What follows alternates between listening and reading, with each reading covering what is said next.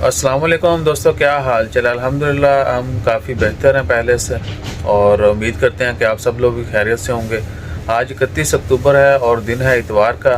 Ministry of tourism की जानब से, ओमान गवर्नमेंट की जानब से टूरिज़म में थोड़ी नरमियाँ की जा रही हैं और टूरिस्ट वीज़ा और कह सकते हैं कि विज़िट वीज़ा जो हैं वो भी अब नॉर्मलाइज हो जाएंगे। पहले क्या था कि विज़िट वीज़ा, टूरिस्ट वीज़ा जल्दी नहीं मिलता था, लेकिन अभी चूँकि गवर्नमेंट ने डिसाइड कर लिया है कि टूरिज़म को बहाल किया जाएगा, तो आने वाले दिनों में टूरिज़म भी ओपन हो रहा है और ओमान में विज़िट वीज़ा, टूरिस्ट वीज़ा ये वो सब कुछ नॉर्मल हो जाएगा इंशाअल्लाह ताला खैर। बाकी ट्रैवलिंग के कवानीन वही हैं, 2 डोज लग जाना ज़रूरी है। कोरोना का टेस्ट भी मुल्क से आने से पहले आपने करवाना है या फिर इधर एयरपोर्ट पे करवाना होगा, तो वो तमाम कानून वहाँ के वहीं हैं। और बाकी क्या है कि हो सकता है इंडिया से आने वालों के लिए थोड़ी मज़ीद जो है वो रिलैक्सेशन है, क्योंकि उनको कोवैक्सीन जिनको लगी हुई है वो भी ओमान आने के लिए अप्रूव है।